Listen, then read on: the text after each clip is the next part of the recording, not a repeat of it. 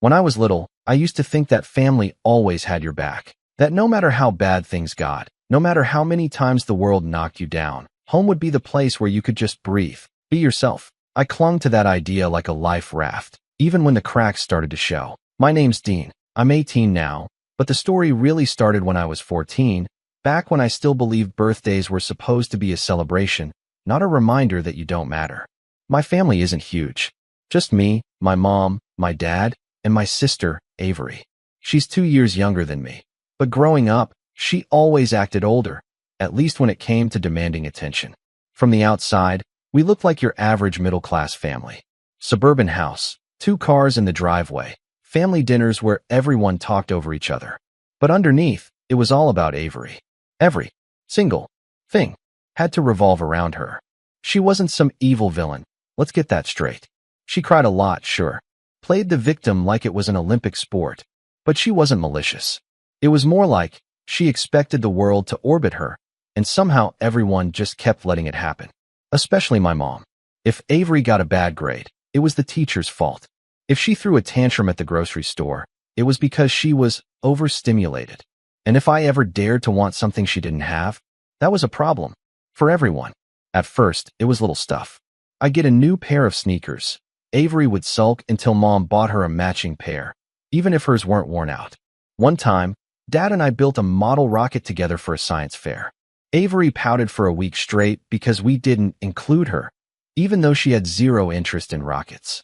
That's when Mom made us build another one, just for fun, just for her, so she wouldn't feel left out.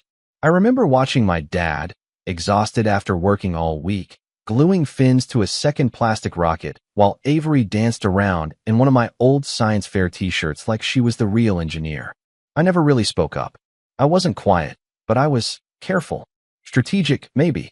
I knew if I made too much noise, it would backfire. If I said, "Hey, this isn't fair," I'd get that long-winded guilt trip about how Avery's more sensitive than you. And you're older. You should be more mature. I heard that one so many times I could recite it in my sleep. So I learned to keep things to myself. I'd smile when she blew out the candles on a cake that was supposed to be for both of us. I'd nod when my birthday gifts mysteriously included matching sets so Avery wouldn't feel left out. And I'd bite my tongue when I overheard my mom telling her friends how low maintenance I was.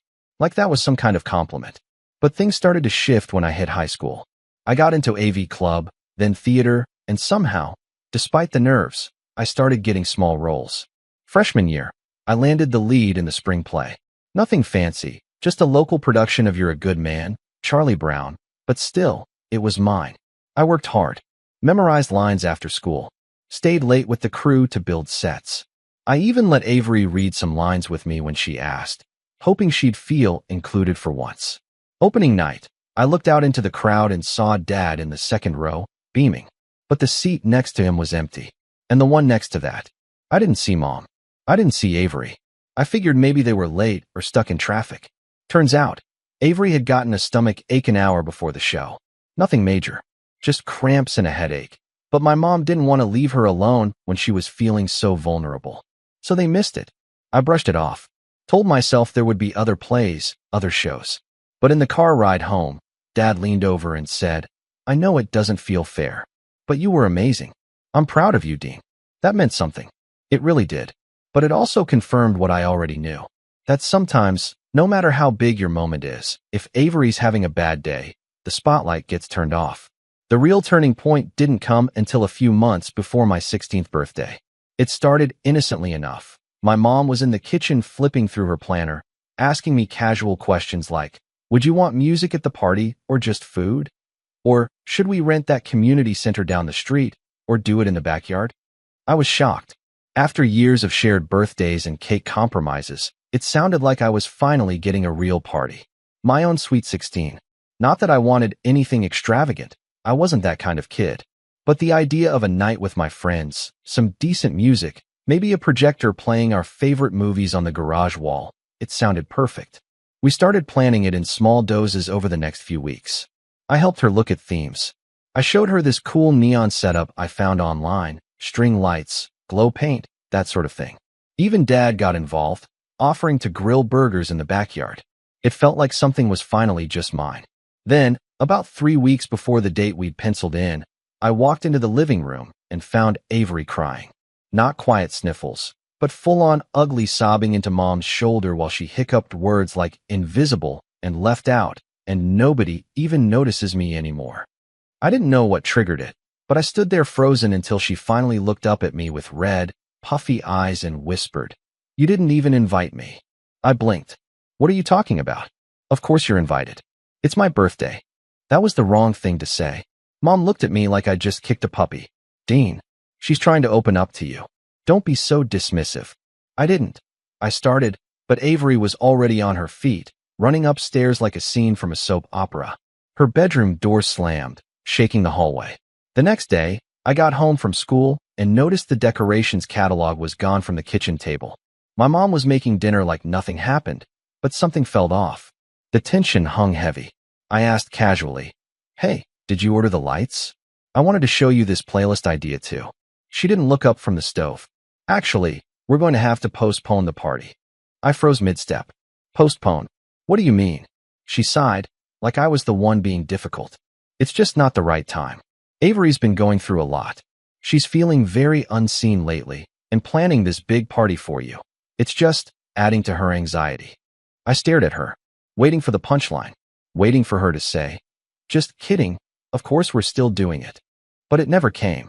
I said quietly, "So, I can't have a birthday party because Avery's upset about not getting attention?" "She's your sister, Dean. Family means putting each other first. You need to be more understanding."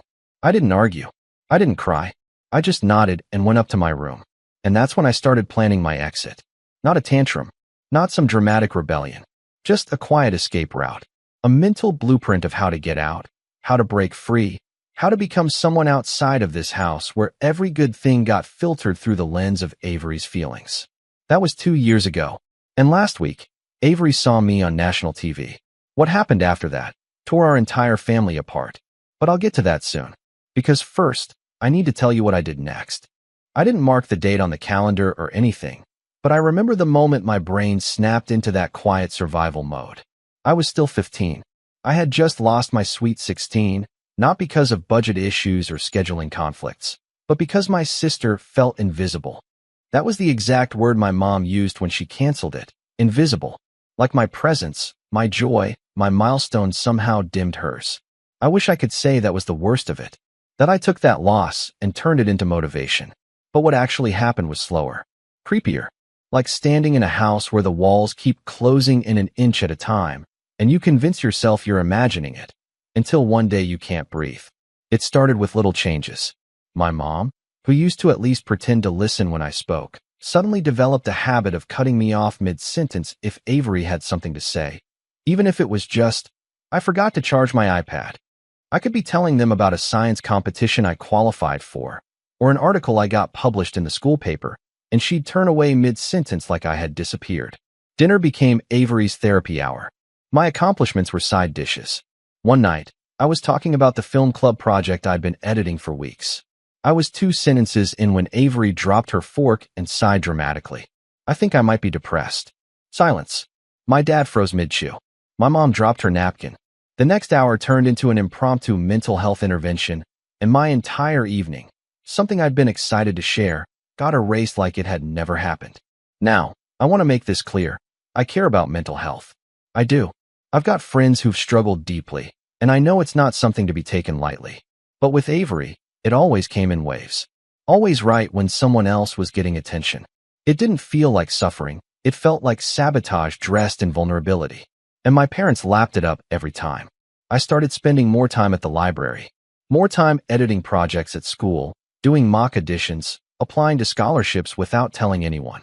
I even stopped leaving my scripts or notebooks on the kitchen counter because I caught Avery flipping through one and telling my mom, "Dean makes the main characters too perfect." That's probably a sign of narcissism. I overheard it from the stairs. My mom hummed in agreement. They never even knew I was listening. I didn't argue. Arguing never worked. Logic never worked either. So I started hoarding small wins. I kept a journal, something private, offline, in a hardbound black notebook I kept hidden in the back of my closet. I filled it with plans, goals, schools I wanted to apply to, cities I dreamed of living in. I started crafting a new version of myself. One who didn't need approval. One who left. But life had a cruel sense of humor. When I turned 16, I didn't ask for a party. I barely mentioned it. I figured maybe they'd do a cake or a dinner, something small. But on the day of, my mom completely forgot. No text. No happy birthday in the morning. Just silence. I came downstairs and found a sticky note on the fridge. Out with Avery. She had a panic attack this morning. Be back by 5. I stood there holding a slice of bread, reading that note like it was a breakup letter from my own family. Later that evening, they came back with smoothies and takeout sushi for themselves. My mom looked surprised when she saw me on the couch. "Oh, you're home? I thought you had rehearsal." "It's my birthday," I said quietly. She blinked. "Oh, right. I've just been so overwhelmed with Avery. She's been in such a fragile place lately." My dad patted my shoulder like I'd just lost a soccer game. "We'll do something this weekend. Just the 4 of us." I nodded, but inside something cracked. Not shattered, just split. Like a fault line you don't notice until the earthquake hits later. That weekend never came. Avery got invited to a sleepover and needed a win. So our family dinner was postponed. Again, I started mentally counting how many things had been postponed or canceled because Avery needed a win. It was more than a dozen by then. But I didn't say anything. Just wrote it all down. The final straw came a few months later, and it still makes my chest tighten when I think about it. There was a statewide student film competition. Not one of those corny ones your school hosts, but a real one, judged by actual producers, with scholarships attached. I poured everything into my entry. It was a short film about a teenager who lives in a home where everyone speaks over him until he slowly fades, literally, until he's invisible. The only time people notice is when he leaves for good. Symbolic? Yeah, maybe a little on the nose. But it felt honest. Personal. I didn't tell anyone at home about it until I got the email saying I was a finalist. Top 10 in the state. When I told my parents, they acted surprised, not proud. Surprised. Like I'd won a Nobel Prize out of nowhere, despite being such a quiet kid.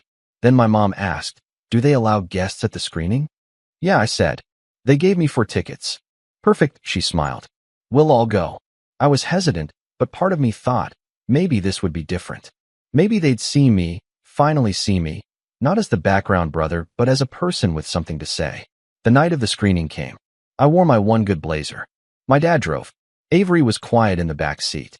She'd spent the whole day talking about how she didn't feel well, but insisted on coming anyway. I didn't want her to, but I knew what arguing would do. So I stayed silent. When we got to the auditorium, there were cameras, journalists, a red carpet area with a banner behind it. It felt surreal. I saw other finalists taking pictures, laughing with friends. Some brought their teachers, their mentors. I was with my family. That should have been enough. We sat down in the middle row. My heart pounded as each film played. Some were hilarious. Some were dark. When mine came on, I heard gasps. People leaned forward. It got quiet, the kind of quiet you dream of when you're trying to say something that matters. The lights came up. There was applause. And then Avery stood up and walked out of the theater. Mid-applause. No explanation. My mom followed. My dad stayed frozen next to me, clearly torn. Then he muttered, "I'll check on them," and left. I was alone. Alone in a room full of people clapping for me. Alone when they announced I won 3rd place. Alone when they handed me the certificate and a small envelope with a $2,000 scholarship inside. Alone in the group photo. I texted my dad, "Where are you?" No response. After the event ended, I waited outside for 40 minutes before finally walking to a nearby gas station and calling a friend to pick me up. They never even noticed I left. That night, I got home and found Avery curled up on the couch with a blanket and tea. She looked up at me and whispered, "I'm sorry. I just had a really bad panic attack during your movie. I think it triggered me." My mom gave me a look like I'd punched her. "How could you not check on your sister? She needed you." I felt something cold and sharp crawl up my spine. "You left me during the most important moment of my life so far. And now I'm the villain." "You need to learn empathy," she said softly, as if I had disappointed them. And that's when I stopped waiting for them to see me. From that moment on, I became 2 people. Dean, the quiet, respectful son who nodded and smiled and said sure and okay. And then the real me. The one who applied to schools out of state without telling them. The one who built a new portfolio under a pseudonym. The one who started working with an online creator who loved my editing style and eventually offered me contract work. Remote, of course. Paid well. Quiet gig. No spotlight. Just impact. I made enough to buy my own gear. Bought a second phone. Set up a P.O. box. Paid for an expedited passport. They never noticed. I got accepted into one of the top media schools on the East Coast. Not just accepted, given a full-ride scholarship thanks to a program that recognized underserved creatives. Underserved. Yeah, that fit. I didn't tell them. Instead, I told them I was going to a local community college part-time while working at a bookstore. They believed it. Why wouldn't they? Dean was so low maintenance. So independent. And then, last month, something wild happened. One of the projects I'd been working on, an indie series, blew up. It hit streaming. The showrunner thanked me publicly in an interview. Used my pseudonym, but included clips. I wasn't on camera, but my style was. My name. My words. All out there. It was trending. And that's when Avery saw it. I came home that night to screaming. Full-on screaming. From the porch. Avery was holding her phone, red-faced, trembling. "You lied to us," she shouted. "You've been on TV? People are messaging me asking if you're my brother." My mom was sobbing. My dad just kept repeating, "What is happening?" That was when I said the one thing I'd been rehearsing for years. "I told you I was invisible. You just didn't listen." And then everything exploded. But I'll get to that soon. Because what happened next was worse than anything I'd planned for. When Avery screamed that night, I didn't respond the way she expected.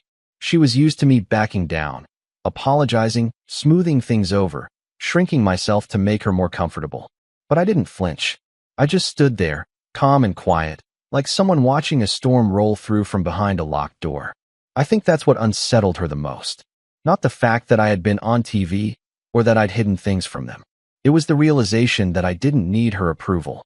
Or theirs. She kept pacing the porch in a fury, phone still clutched in her hand like it was evidence in a trial. "You lied, Dean. You lied to all of us. Who even are you?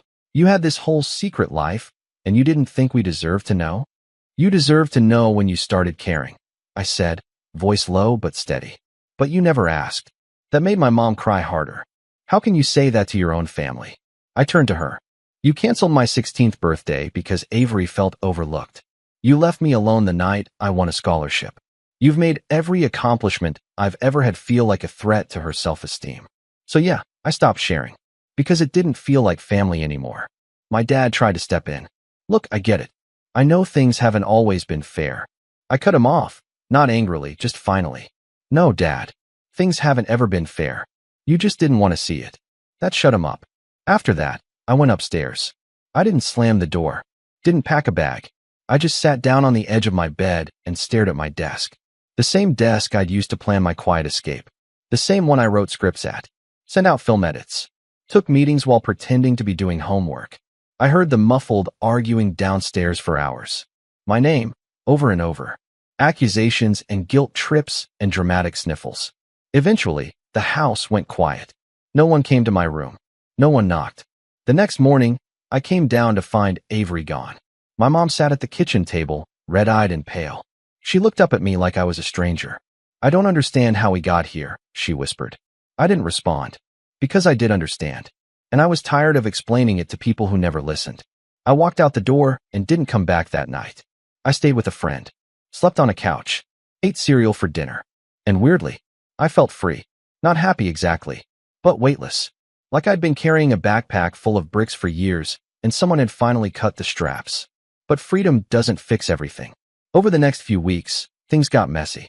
Avery posted cryptic things online. "Betrayal is real. Imagine growing up with a brother who thinks success means abandonment." And my favorite. "Fame really changes people." I ignored it, but my DMs didn't. Old classmates, extended relatives, even teachers reached out asking, "What happened between you and your sister?" Some were curious. Others were clearly fishing for drama. My parents called, texted, left voicemails. At first, they were angry, then heartbroken, then confused. My mom sent a long email about how family is messy but worth it, and how she always tried her best. It ended with, "Please come home. We can fix this." But she still hadn't asked what I wanted. So I didn't answer. Instead, I focused on what I could control. I doubled down on my work. The project that got me recognition kept climbing. I got offers, small at first, then bigger. A well-known documentarian asked if I'd be interested in editing a miniseries. A screenwriter I'd met in a virtual workshop offered to mentor me. I applied for a summer residency in LA and got in. Full ride. Flights and housing included. I was 17, with one foot in the real world and the other still technically in high school. I finished my diploma early through online courses, something I'd started quietly during quarantine, and finished while everyone thought I was just gaming. When the acceptance letter came, I stared at it for 10 minutes without blinking. I'd done it. I was leaving. Not just the house. The whole system. The emotional economy I'd grown up in, where Avery's feelings were currency and mine were background noise. I was stepping out of the supporting role and into my own story. But success isn't a magic wand. It doesn't erase the scars. And there were plenty. I had nights where I questioned everything. Times I'd sit on the edge of a hotel bed or an airport bench and wonder if maybe I'd overreacted. Maybe I'd been too cold. Maybe if I'd just explained things better, they would have understood. But then I'd remember birthdays missed, plays walked out of, apologies never spoken, and I'd ground myself again. I wasn't running away. I was finally choosing myself. And choosing yourself hurts. At first, I started therapy during my residency. Free, provided by the program. My therapist was a middle-aged guy with a soft voice and a warm laugh. The first time I told him about my Sweet 16 being canceled, he didn't give me the usual, "Well, maybe your parents didn't know better" response. He just shook his head and said, "That was a loss. You're allowed to grieve it." I sat in silence for a long time after that. Grieve. That word stuck with me. Because that's what it was. I wasn't just leaving a house. I was grieving a fantasy. The fantasy that someday my family would turn around and say, "We see you now. We're sorry." That fantasy kept me trapped for years. Letting it go felt like losing something, but also like gaining air. I started documenting everything. Not in a revenge way, just reflections. Journaling again, but this time with purpose. My therapist encouraged it.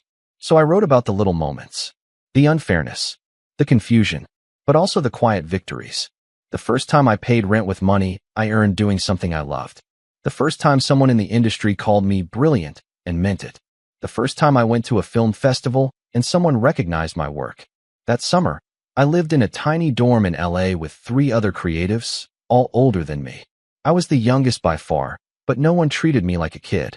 They respected my ideas, asked for my feedback. One night, one of them, a cinematographer from Chicago, looked at me after a long editing session and said, "Man, you've got something. Like, something real. Where'd you learn this?" I shrugged. "Just life, I guess." He grinned. "Well, life did you a favor then." I smiled, but deep down I knew the truth. Life hadn't done me a favor. It had tried to bury me. I just chose to grow anyway. One evening, toward the end of the residency, we all gathered on the rooftop to watch the sunset over the city. Someone brought a speaker. Music played. There were no red carpets, no applause, just quiet laughter and glowing sky. And for the first time in years, I felt peace. Not adrenaline, not hunger, not revenge, just peace. That night, I checked my phone and saw another email from my mom. Shorter than usual. "Avery's been spiraling. She thinks you hate her. I don't know how to help her anymore. I don't know how to fix what we broke. Please, Dean, if there's a way back, tell me what it is." I stared at the message. For once, it didn't make me angry. It just made me sad. Because I had wanted a way back. For years. But now I wasn't sure I wanted to return to something that never truly had space for me. Still, I didn't reply. Not yet. Because something else was coming. Something I didn't see coming. And it would be the moment everything came to a head. Avery's breakdown had just begun. And the next time I saw her, she wouldn't be screaming. She'd be silent. Broken. And for the first time, the power dynamics in our family would shift. But that is where things get complicated. I didn't reply to that last email from my mom. Not because I wanted to punish her. Honestly, I didn't even feel angry anymore, but because I needed space to think. Her message wasn't laced with guilt trips this time, or emotional landmines disguised as questions. It was raw, quiet, maybe even sincere. But sincerity doesn't fix years of damage. It doesn't refill birthday candles that were never lit or applause that never echoed when you needed it most. Instead of replying, I let it sit in my inbox and turned my focus to something else. The future. I was 18 now, officially an adult. I had a resume, a growing network, a scholarship, and 3 more freelance offers than I could realistically handle in a week. I had just wrapped editing on a limited series that premiered at a niche but respected festival, and one of the producers pulled me aside and asked, "Where are you planning to go after this program?" I told her the truth. "I'm not sure yet." She nodded like she understood something more than what I said out loud. Sometimes you don't need to know exactly where you're going. You just need to know where not to go back to. That line stuck with me. I wrote it down. I was building something new, slowly, carefully. And yet, part of me still carried the bruises from before. You can leave a place, but its fingerprints don't always wash off right away. They linger. In your voice, your posture, your silence. And that silence broke one morning in the middle of September. I woke up to 3 missed calls from my cousin Eli, followed by a single text. "Bro, you need to see this. Call me." Eli was one of the few relatives I still kept in touch with. We weren't super close growing up. He lived 2 towns over, but he was smart, laid back, and always saw through Avery's dramatics like it was second nature. After the whole TV blow-up, he messaged me once with just 2 words, "Finally, dude." That was it. No questions. No pressure. So when he said to call, I did. He answered on the first ring. "You're not gonna believe this," he said, without so much as a hello. "Avery started a GoFundMe." I blinked. "A what?" "A GoFundMe. Like a real one. She's raising money to recover from emotional trauma inflicted by a family member's betrayal." I sat up. "You're joking." "I wish." She wrote this whole sob story about how her brother became famous, abandoned the family, and left her emotionally shattered. She's asking for $5,000 to start a healing journey through travel and therapeutic coaching. I opened my laptop. There it was. The title, "Help Avery Heal from Family Trauma." The bio was wild. It painted me as this fame-obsessed narcissist who had cut off his only sibling to pursue wealth and status. It claimed I refused to speak to his own mother during a mental health crisis, and implied that I'd become someone who steps on the backs of others to climb higher. There were no names, no photos. But anyone who knew our family, anyone who even followed us on social media back in the day, would immediately know who she was talking about. And the worst part? She'd already raised $1,300. I stared at the page, my stomach curling. There were comments from old acquaintances, some sympathetic, others just nosy. "You've always been the sweetest soul, Avery. I'm so sorry you're going through this. Can't believe Dean turned out that way. Unreal. Family can be so toxic. Stay strong." I wanted to throw my laptop across the room, but I didn't. I closed it, took a breath. Then I asked Eli, "How long has this been up?" "About 48 hours, he said. "It's spreading fast." A couple of drama accounts picked it up on Instagram. I clenched my jaw. She really crossed a line. "You gonna say something?" "No," I said. There was a pause. "You're gonna do something, aren't you?" I didn't answer. Because yeah, I was going to do something. But not now. Not loud. Not petty. I'd spent years being invisible in my own family. I'd learned how to move quietly, how to observe before acting. And if Avery wanted to play victim on a public stage, then fine. She'd get an audience. She just wouldn't like the show I had planned.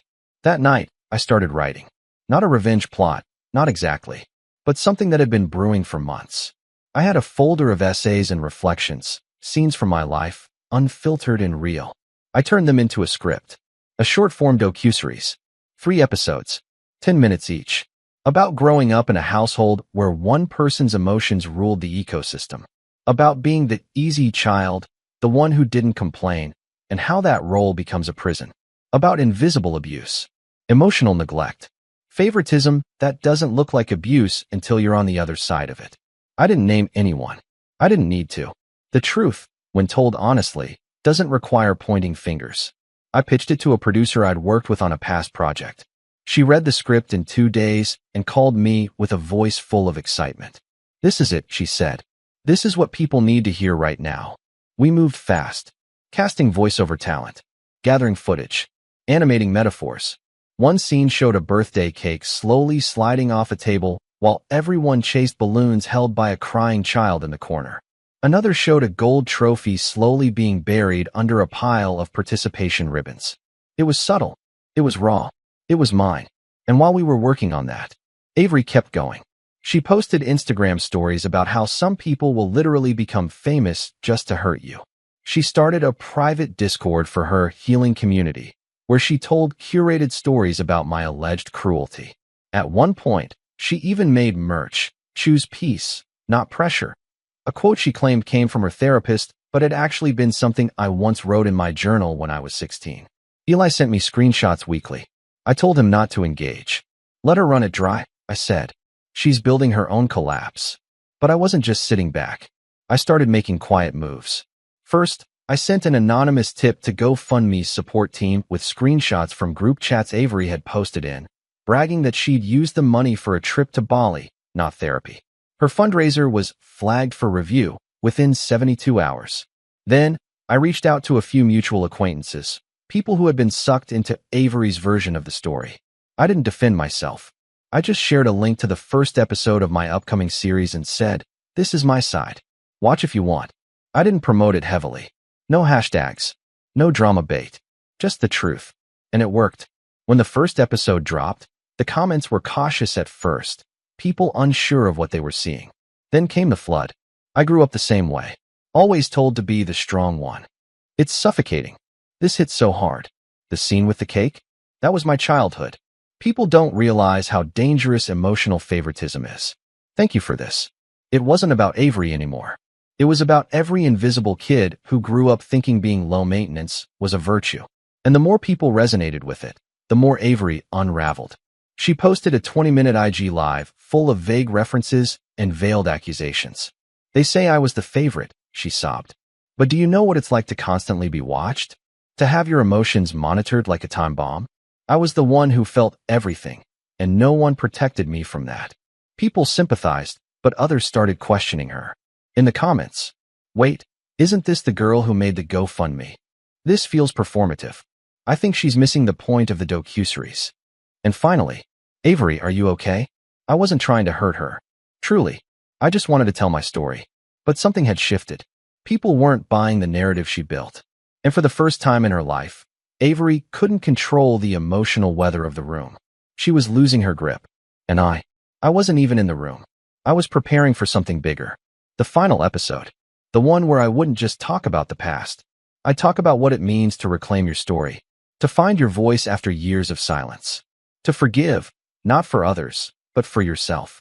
But before I could finish it, something happened. Avery messaged me. Not a DM. Not a text. A real email. "I watched your series. I don't know what I expected. But it wasn't that. I thought you were punishing me. Now I'm not so sure. Are we ever going to talk again?" I stared at it for a long time. And then, almost reflexively, I opened my old journal. Page after page of words written by a kid who just wanted to be seen. Then I clicked New Message and started typing. Because the next step wasn't just about revenge anymore. It was about deciding what kind of person I wanted to be now that I finally had a choice. But I hadn't made that decision yet. Not fully. Because what Avery did next changed everything. Again, I never responded to Avery's email. Not right away, anyway. It wasn't out of pettiness or pride. I just didn't know what to say to someone who'd spent 2 years painting me as the villain in a play I didn't audition for. I read the message again and again, trying to find the version of my sister who used to beg me to play hide and seek, who once cried when I scraped my knee, who left a glittery note under my pillow after my first school play. But that girl was long gone. Or maybe she'd never existed the way I remembered. What I did know, though, was this. I wasn't going back to being silent. And I wasn't done telling my story. The final episode of my docuseries was almost ready. We had footage. We had the emotional arc. But something was missing. A final act. A moment that tied it all together. Something that would make the audience stop and say, "Oh, now I understand everything." And then, like clockwork, Avery gave it to me. It was a Thursday evening, a few days after she sent the email. I was scrolling mindlessly when I saw a Reddit post trending on r/assistance. The username didn't stand out at first, but the story did. "My brother became semi-famous and left our family behind. My parents are depressed. I'm struggling with mental health. I'm 17 and need help affording therapy. I feel so lost." Attached was a photo of her. Hair tousled, eyes red, looking down into the camera with what I can only describe as curated despair. It was performative, yes, but convincing. She had that look. The kind that made strangers want to save her. Comments poured in. Advice. Venmo offers. A few links to low-cost therapy programs. And then someone recognized her. Wait, isn't this Avery? The girl who had that GoFundMe that got pulled. Things snowballed. Fast. One user dug into her Instagram and found screenshots of a since-deleted story where she bragged about planning a vacation after all the stress. Someone else posted side-by-side images, her emotional Reddit post versus a recent selfie at a rooftop party. She was wearing a designer jacket, laughing with a cocktail in hand. I didn't need to get involved. The internet did the work for me. But that's not the revenge. That's just the build-up. The actual revenge, that took planning. See, for months now, I'd been working with a non-profit media collective that focused on youth advocacy. Real stories, real people, platforming the unheard. They'd reached out after my first episode aired and asked if I'd be willing to do a live panel. A keynote. Something about breaking generational patterns and reclaiming narratives. I agreed, but only if I could bring a special project with me. A documentary. One final cut. Not the 3 episodes that had already aired. This would be something new. Something personal. I called it The Ghost in the Family Portrait. And this time, I didn't pull any punches. The documentary opened with a slow pan over childhood photos. Avery and me in matching pajamas. Birthday cakes with both our names. Family road trips where I was always slightly out of frame. The narration was mine, calm and honest. In every family, there's a story no one wants to tell. Sometimes, that story isn't loud. Sometimes, it's the one quietly fading in the background. Then came the raw footage. Clips from home videos where I tried to speak, but got interrupted. Moments where I walked off camera, unnoticed.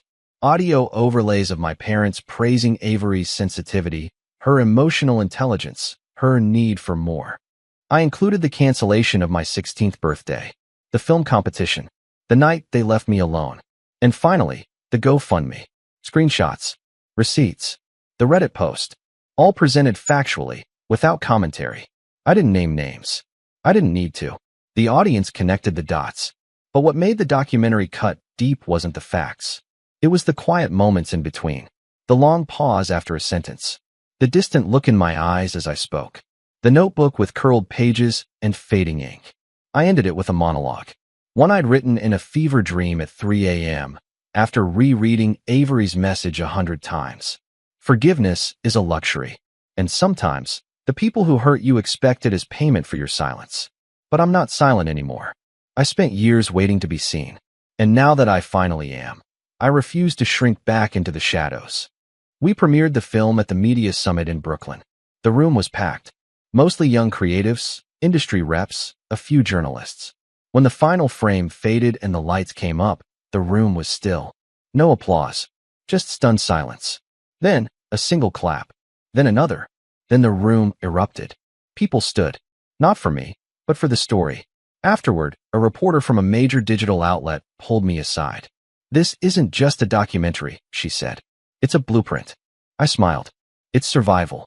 That night, the doc went live on the collective's YouTube channel. Within hours, it had 100,000 views. Within 2 days, 1 million. Comments poured in. From people who had lived it. Who'd been the background kid. The forgotten one. The immature sibling who never got a safe space to fall apart. And while the internet lit up, my phone stayed quiet. Until it didn't. 3 days after the film dropped, my dad called. I let it ring. Then picked up. He didn't start with small talk. Or accusations. He just said, "I watched it. I waited." Then he said something I never expected to hear. "I didn't know. I didn't speak. I mean, I should have. But I didn't. I let your mom run the show. I thought I was keeping the peace. I thought if I stayed neutral, that made me a good dad." He exhaled, like the weight had been sitting on his chest for years. "I'm sorry, Dean. I really am." I still didn't know what to say, so he filled the silence. "We were taking space. Your mom and I. She's having a hard time seeing herself clearly in all this. Avery's staying with her friend. And I've been thinking a lot. Watching everything. You're incredible. Not just talented, but brave." I closed my eyes. Because I wanted to hate him. But I didn't. I just felt tired. "What do you want from me?" I asked quietly. "Nothing," he said. "Just to say I see you now. I should have seen you years ago. I'm sorry it took this long." We talked for 20 minutes. About the past. About the documentary.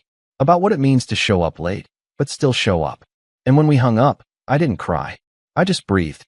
2 weeks later, Avery posted a video. No edits. No filters. No makeup. Just her. sitting on a park bench, hands folded in her lap. She didn't say my name, but she didn't have to. She looked into the camera and said, "I watched the documentary. I didn't want to, but I did. And I cried. Not because I felt attacked, but because I finally saw it. The birthday, the theater, the silence I always filled with noise." She paused, swallowed hard. "I've made a lot of mistakes. I centered myself in places I shouldn't have. I weaponized my emotions. And I blamed you for leaving when I never let you stay." She looked down. "I don't expect forgiveness, but I do want accountability. And I'm taking it. Starting now." The comments were mixed. Some praised her. Others didn't buy it. But I didn't care. Because for once, she wasn't speaking over me. She was listening. The fallout in the months that followed was quiet. The GoFundMe was permanently removed. Her Reddit account suspended for coordinated, inauthentic behavior. A few of her former enablers reached out to me with half-hearted apologies. I replied to none of them. Instead, I focused on what mattered. I signed with a literary agent, sold the rights to develop a full-length memoir based on the docuseries. I moved into a small apartment with floor-to-ceiling windows and terrible plumbing, but enough light to film in. I started mentoring younger creatives who'd been through similar things. I built something real, and I left the door open, metaphorically, for my family. Not wide open, just unlocked, in case they ever came knocking for the right reasons. But I never went back. Not to the house. Not to the silence. Not to the role they wrote for me without asking. I chose my own ending. And it wasn't about revenge anymore. It was about recognition. And now? Now I'm no longer the ghost in the family portrait. I'm the one holding the camera. I thought I was giving it to people to gamble. What the heck? What the hell, Hash?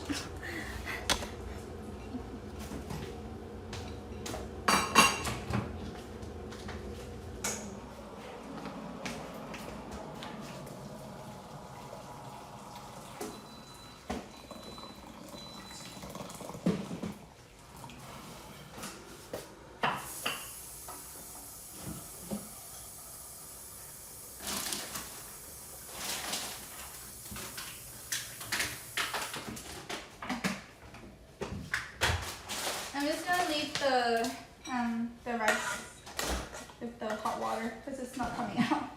I think it needs to soak a little bit.